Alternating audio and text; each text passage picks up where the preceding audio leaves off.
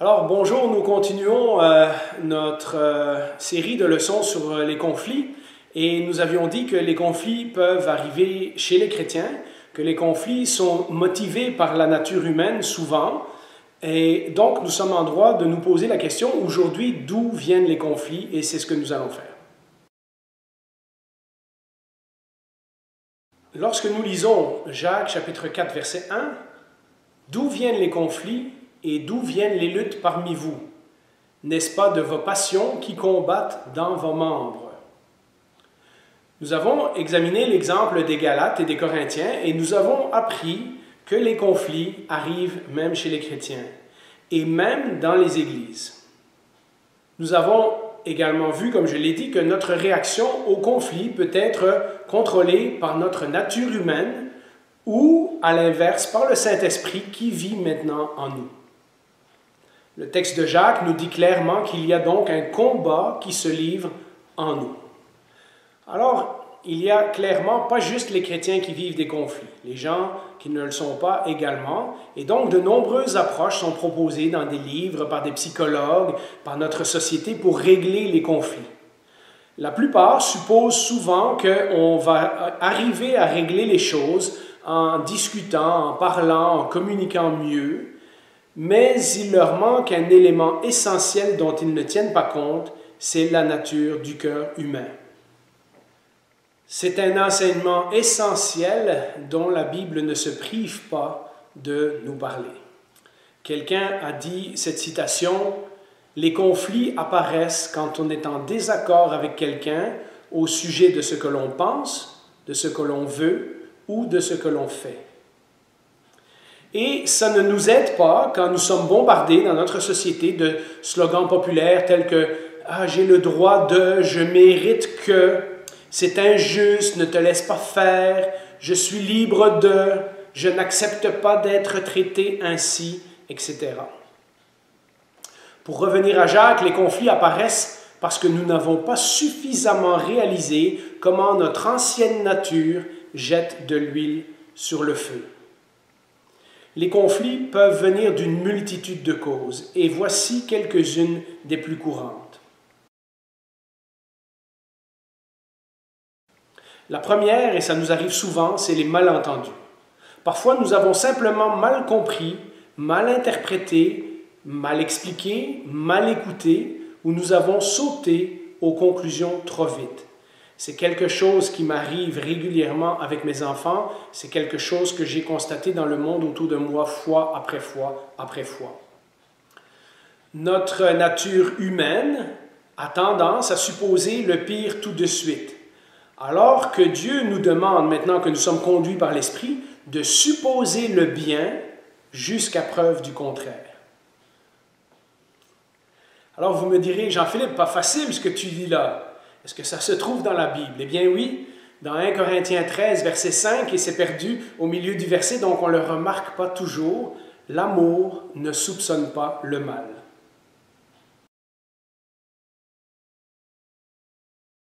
Une deuxième cause de conflit, ce sont nos différences. Nous avons tous évidemment des différences d'opinion, des différences de goût, de conviction, des différences de perspective ou même des différences de priorité. Et quand je, avec un J-E majuscule, veux m'imposer aux autres, il arrive inévitablement des frictions. 1 Corinthiens 12, versets 12 à 31, vous le lirez, nous rappelle que Dieu nous a tous faits avec différentes fonctions, mais dans un même corps. Donc la Bible ne nie pas que les chrétiens sont différents, mais la Bible nous dit que Dieu sait pourquoi il nous a fait comme il nous a fait. Quand nos différences donc sont comprises, acceptées et bien utilisées dans le corps de Christ, dans l'Église, il en résulte donc beaucoup de positifs, tels que le dialogue, la créativité et le changement pour le mieux. La parole de Dieu donc reconnaît nos différences, mais comme quelqu'un l'a dit, Dieu désire l'unité, pas l'uniformité, c'est-à-dire que nous soyons unis, pas que nous soyons tous semblables.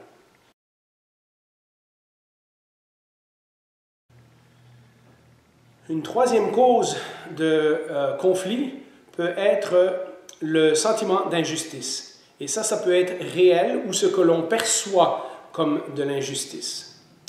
Comme pour les malentendus, nous ne connaissons pas les motivations des gens, comme Dieu les connaît.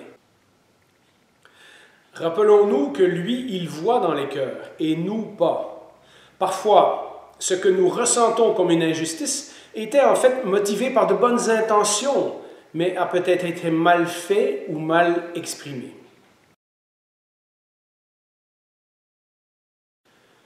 Et enfin, un autre point que je n'avais pas inclus dans mon message original, mais que je pense que ça valait la peine de parler aujourd'hui, c'est le point des émotions. Ça, c'est un point difficile et je prépare un autre enseignement plus complet là-dessus. Mais je pense que c'était important d'en parler aujourd'hui brièvement parce que nos émotions sont souvent une cause de conflit. Rappelons-nous simplement comme guide pour aujourd'hui que Paul nous a dit dans Éphésiens 4, 26, « Si vous vous mettez en colère, ne péchez pas. » Ce qui veut dire qu'on peut ressentir des émotions négatives, mais sans céder au péché. Je vous laisse réfléchir à ce point. On pourrait dire à la conclusion de tout ça que le problème, ce n'est pas comment cela a commencé, même si c'est parfois essentiel de clarifier les détails, comme nous le verrons dans une prochaine leçon. Le problème, c'est comment ça finit. En d'autres mots, nous devrions être tout autant concernés par notre attitude et notre comportement lors du conflit que par la raison qui nous a amenés à ce conflit. Nous avons dit à plusieurs reprises que lorsque nous marchons sur le chemin de Jésus, la façon dont nous marchons est aussi importante que la destination.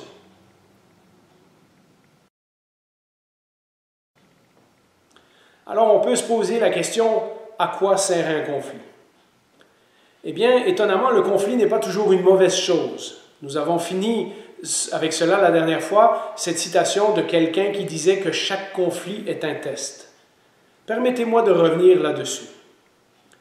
Parfois, Dieu permet des conflits pour nous montrer des choses sur nous. Parfois, c'est pour nous améliorer ou nous amener à la prière, corriger notre compréhension de Dieu, grandir en sagesse, apprendre à faire plus confiance à Dieu, attirer notre attention ou encore approfondir notre relation avec lui ou notre relation avec la personne avec qui nous sommes en conflit.